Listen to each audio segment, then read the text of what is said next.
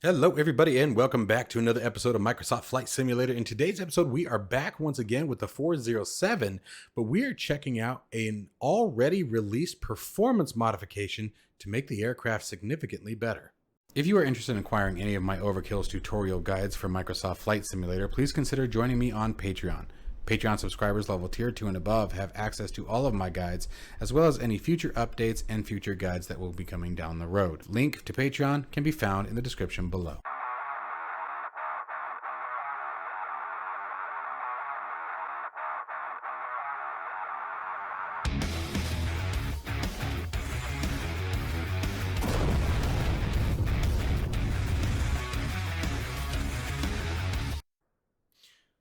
Okay, so let's talk about this mod. This mod actually came out the day after the 407 release. So, I mean, this developer was on it. Now, let's talk about the generalized behavior of this performance mod. So first off, you can now over-torque the aircraft where before it was limited at about 85%, which, as he does state, is unrealistic. Same thing, rotor RPM has now been adjusted. You can now actually pull too much collective. Cameras have been changed. Engine performance has been changed. Tail rotor behavior has been changed, therefore hopefully smoothing out the yaw. Now let's check out the recent change logs. There's already been 2 of them as well. There was actually 2 of them just today. I actually had to download it yet again right before making this video because there was one that changed as I pulled up the website.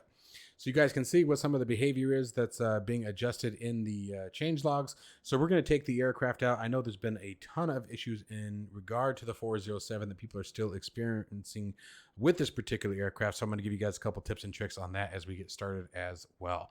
So without further delay, let's go ahead and get started with the video. Okay, so first thing that I want to remind you guys of is, as I stated in the previous video, I know many people are reporting that you can use your standard aileron, elevator, and throttle axis in order to control the helicopters. However, I want to re-emphasize something that I made in a point in yesterday's video, that according to the change logs, they are even recommending that you assign the dedicated helicopter controls. Also, I also recommend creating completely blank profiles specifically for the helicopters without any of the fixed wing controls bound in them. The reason why is because we all know that Microsoft Flight Simulator has had tendencies to have bugs and weird conflicts and things like that. The purpose behind that is not just to create more work, it's to create a seamless experience with just the helicopters. That way you know for a fact in your head that there isn't anything else that's contributing to any odd behavior or malbehavior of the aircraft, and that you know that your controls are set up just for the helicopter and there isn't any way that anything else is interfering. Myself, for example, you guys know that I've been a big advocate of SPAD.next to handle all of my controls. Specifically with the helicopters now in Microsoft Flight Simulator, I am not using SPAD.next for my controls for the helicopters. Still using it for absolutely everything else, but for the helicopter specifically, I am keeping them bound inside of the actual simulator and dedicated to their own profiles, and I haven't had any issue.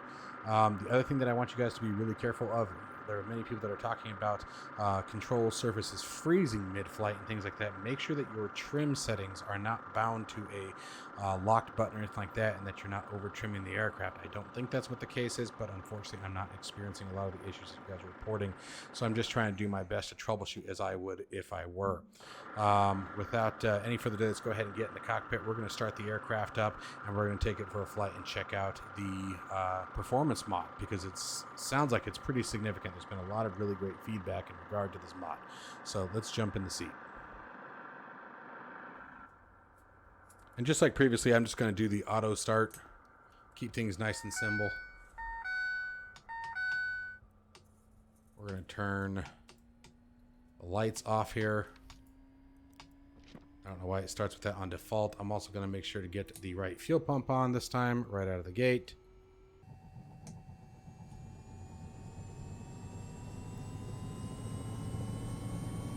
That's what we wanted. Torque's rising.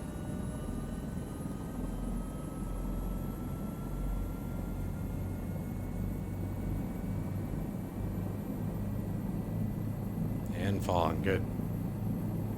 All instruments on.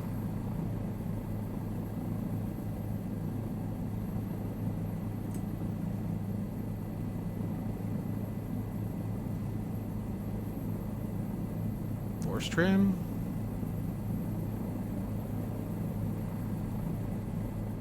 Set our barometric pressure.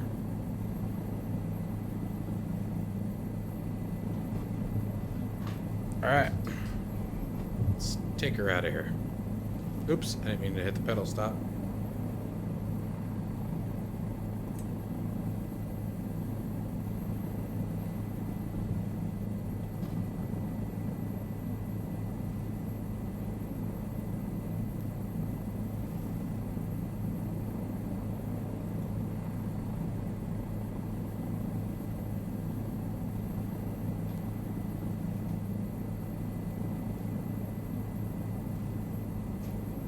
There we go. Okay, I think we're finally ready to do this now. Whoa. Let's just try a little lift here. I'm going to set it back down for a minute.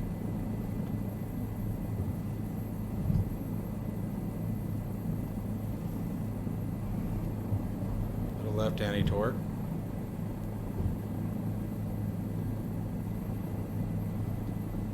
Small movements. The cyclic.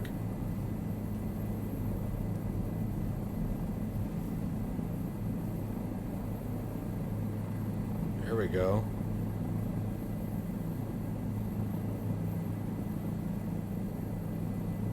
Alright, let's bring her to the right here. Whoa.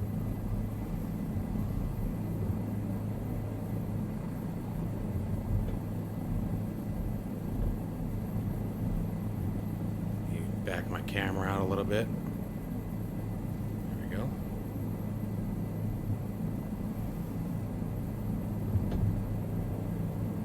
Coming off that anti-torque.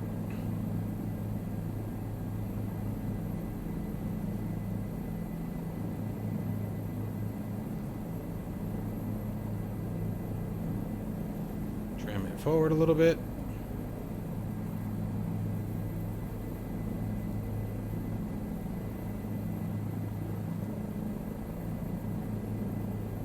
Major difference with this performance mod already. Much more stable of an aircraft.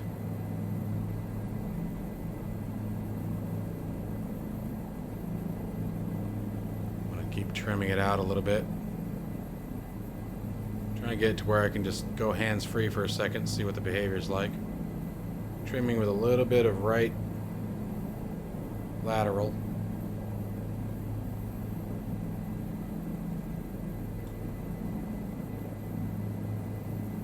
Man, the stuttering sure got bad with this patch. That part sucks. It's really frustrating to see the stuttering back.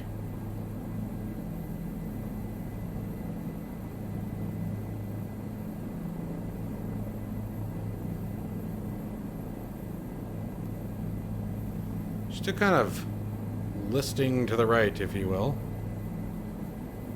But, I mean, some of that's still going to require some input, right? She's not going to fly true by herself. The overall behavior of the aircraft is significantly improved from when I flew it yesterday. Definitely a whole new bird with this performance mod. And I'm really impressed with the developer's patch rate. I don't mind a whole bunch of updates. If you find something and you fix it, publish it, man. No need to wait. Not like it takes that long to install these. Let's go take a look at downtown Tucson here.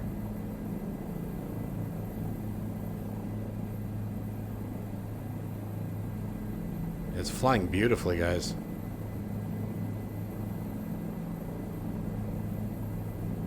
I'm gonna really push the collective to its max here, see what happens. Yeah, there's the warning. Pulling it back. Cool. So you can absolutely over torque it.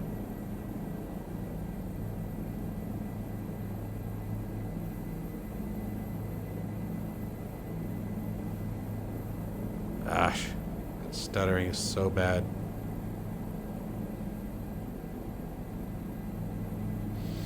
Every patch we get, give and take, give and take, give and take. Alright, well here's downtown Tucson.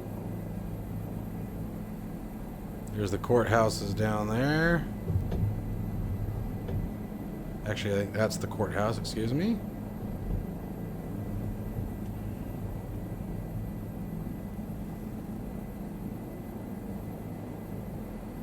Got the city courthouse there.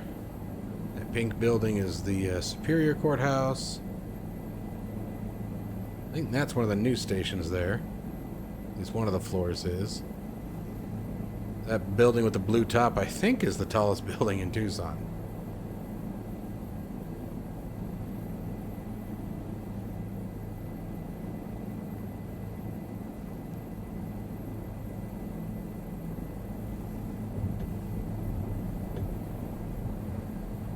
Up over here.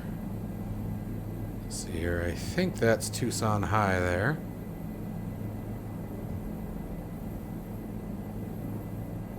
Yep. And up over here we have the University of Arizona. And all of these trees are not there. The foliage generation really is a pain in the rear end in this sim. It's terrible. There's Wildcat Stadium.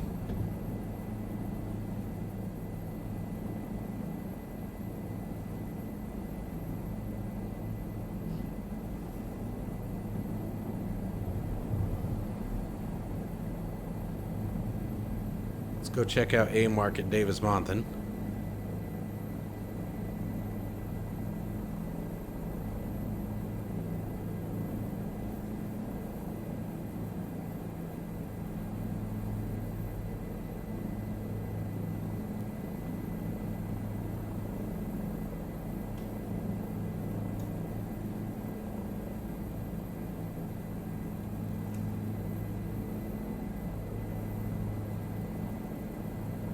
Man, this is a big difference. It's not wanting to bank on its own near as much. The yaw has been significantly improved. The overall flight handling of the helicopter makes more sense. It's smoother. You know what I think I am going to do, though, while we're hanging here for a second? I think we're going to try to change the priority level for Microsoft Flight Simulator and see if that doesn't help. With the stuttering, because it's bad again, which is really frustrating. It's been smoothed out for so long. Alright, so I've set the priority for Flight Simulator to high. Let's see if that doesn't change things up a little bit at least. Make it a bit more bearable, because it's pretty bad right now.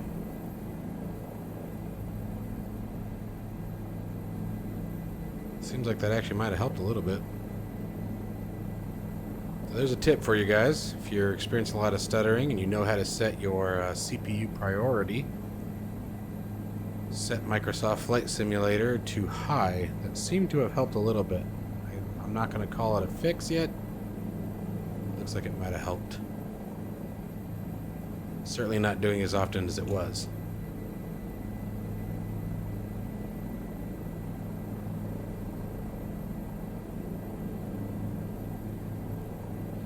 I am still noticing I'm having to bank a little bit to the left, more than I'd like.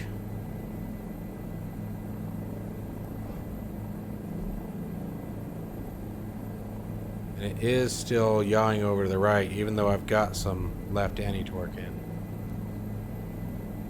It still wants to come right pretty significantly. So it's not completely fixed, but it's nothing like it was yesterday. We flew it yesterday, it was terrible. As far as the yaw effect. I don't know what it's yelling at me for about the check instruments. I must have not set something. Is anything caged? Oh, no, and it keeps going away on occasion. Not sure what's going on there. So there's Davis-Monthan Air Force Base. One of the many homes to the A-10 Thunderbolt II. It's a training facility for them. Used to be a part of SAC. Those of you who don't know, SAC is Strategic Air Command. It was a big thing out here back in the Cold War. During the Cuban Missile Crisis, Tucson was actually targeted with, I think, 32 independent warheads. Tucson, the surrounding area. A creepy thought to think about, that your hometown was targeted with a nuclear weapon. Much less more than one. Now, obviously, that was before my time, but still. Here is a mark. I think it is the second largest storage facility in the world, and I think it is the first largest storage facility of aircraft that can be made ready to fly again in a relatively short period of time. If I remember correctly, if I read about it, most of the aircraft can be turned around in about 72 hours. They can be airborne. And what you don't see real well in these from the satellite imagery is that most of these aircraft are in mothballs. So they're all wrapped up tight. Here we go. Here's a good time to test the hover. Let's see what the hover feels like here. Start reducing our forward speed here. Slowly bringing it around. I'm going to reset my trim. So I'm trying to reset the trim. Oh, there it is. It's hitting the wrong button. I'm going to bring our altitude down a bit. See if we can get in a little closer.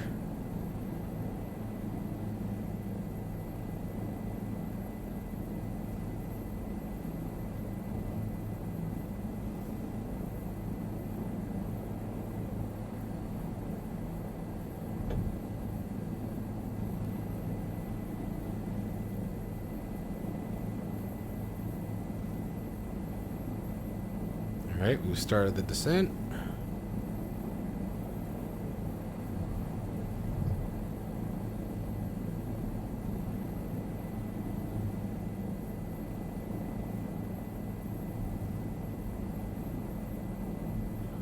I'll bring us a bit lower here.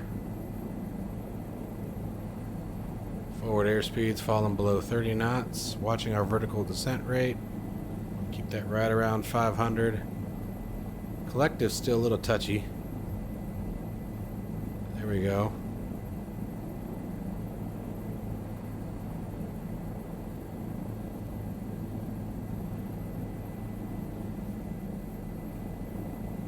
Airspeed below 20 knots. Watching that vertical descent rate. We're right on the money. I don't want to go below 500 if we can avoid it. In order for VRS to take place, you have to have three conditions that are all matched. I believe it's forward airspeed, descent rate, and I can't remember what the third is. But I know descent rate, one of them is in excess of 500 feet. Really trying to watch that. I do not want to fall below that. Did I miss with the ones that I wanted us to look at? Oh, hey, they're there. We're going to creep forward just a little bit.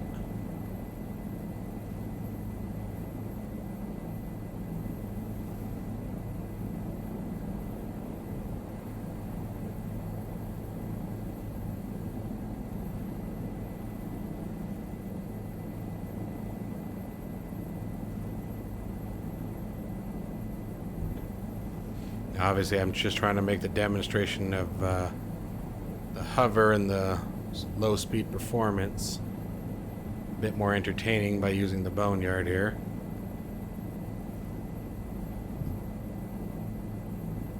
See, watching that descent rate, we got to about 700 feet per minute there for a second. Vertical speed indicator's right underneath the altimeter for those who are looking for it.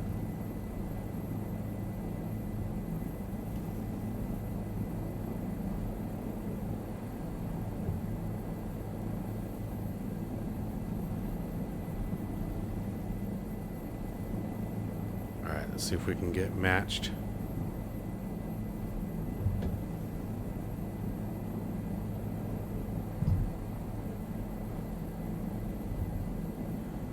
Tell I'm not very good at hovering. But you guys can see that white material over the canopies, windshields, engines. That is mothballing. Just protects the inside of the aircraft and the surfaces from the obviously the external elements. Same thing, like if you look over here on what looks like KC-135s, you can see them over the in front of the engines there as well. Now, speaking to the hover performance, again, I'm obviously clearly not very good at it, but I understand what's happening and I can feel what the aircraft's wanting to do. There we go, that's a decent one. And the developer hit it right on the head. It feels much more natural. The aircraft isn't just pausing in midair like it was. It's still getting, you're still, I mean, you can see we're not even straight. We're sort of cockeyed to the left to maintain it. Having to use anti-torque, having to make those minor corrections on the cyclic. But it's reachable in a way that makes sense. I think this performance mod is a major game changer for this aircraft. Major game changer. This is actually pretty good. Alright, well, let's go ahead and roll out. We'll head back to Tucson International. Gently start getting us some forward momentum back.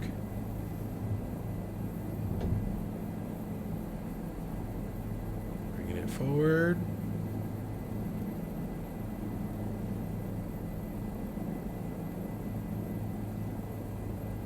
And don't worry about us flying too low at DM, okay? I know a guy who knew a guy who I bought a hamburger once, and he said it was totally fine. We were allowed to get this low. Bunch of F-16s here. Oh. Wow. It really would be cool to do a helicopter flight over DM, though. In real life, that'd be awesome. We got primarily A-10s and F-16s out here, and C-130s. But I think the C-130s, if I remember correctly, are primarily the EC-130, used for electronic warfare and reconnaissance and logistics, I believe. And then obviously the A-10 Thunderbolt 2. You guys all hopefully know what that one's all about. Ground pounding maniac. Aw, there's the stuttering again. That sucks. It was so smooth there for a second. That's pretty much all we get out here. Some Blackhawks. Occasionally we'll see Cobra helicopters coming in out of Fort Huachuca. And then once in a blue moon we'll see some of the bigger jets. F-15s every now and then. Once in a real blue moon you'll see an Osprey come ripping over top. Osprey. It would depend. Tomato, tomato, in my opinion, but I got corrected by somebody, so I'll try to get used to saying it like that, but no promises.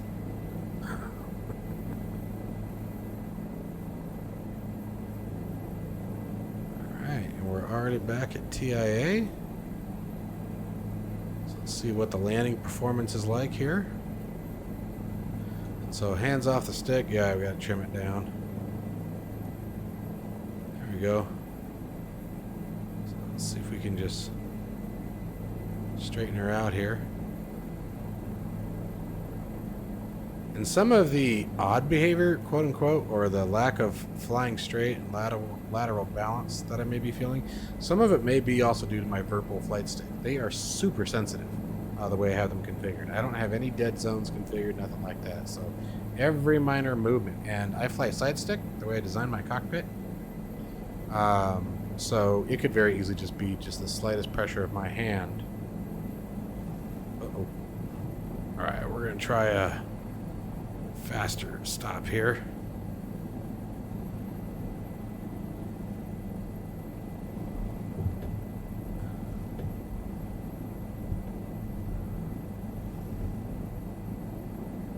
This is not a way of handling this that I would recommend, just for the record. But it worked.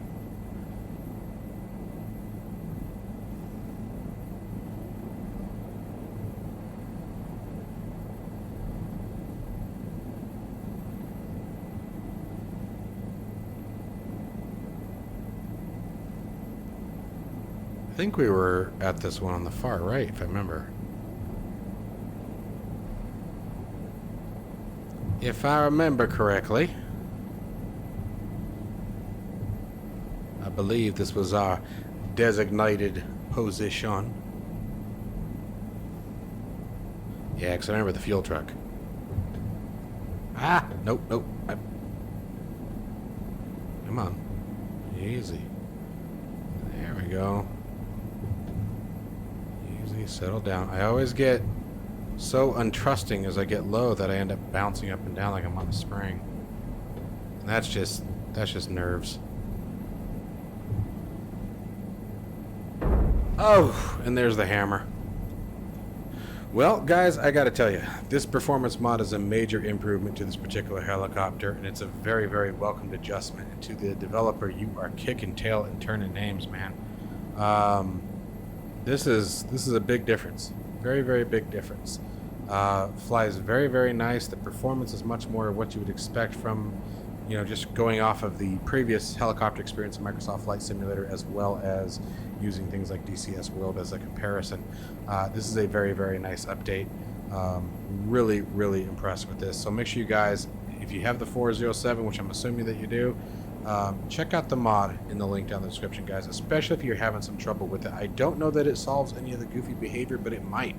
I guess it really depends on what's causing it and what's been adjusted and what kind of you know, coding has been impacted by the development of this mod. But take heed of my recommendation if you guys aren't already. If you're having some really awful issues with it and you're not using a dedicated profile for the helicopters, give it a shot. Humor me, you know, just see what happens, because it was recommended in the patch notes that a profile be created specifically for the helicopter. So give it a shot, guys. What have you got to lose except for you know, maybe another day of getting mad at it? But you know, it only takes a few minutes to set up, you know, so hopefully you'll know pretty quickly.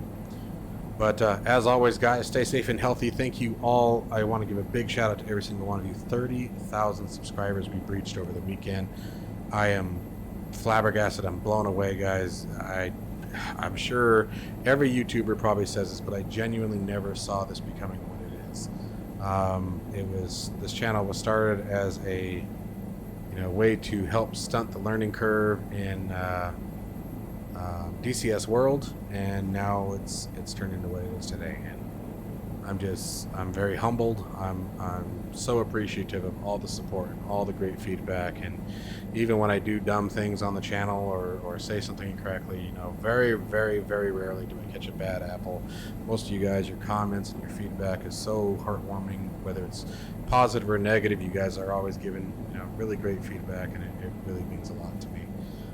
So you guys mean a lot to me. Thank you guys very, very much for the continued support, and here's to another 30,000 moving forward. I'm super stoked, guys. So thank you all so much. And again, as always, stay safe and healthy. I'll see you in the next one.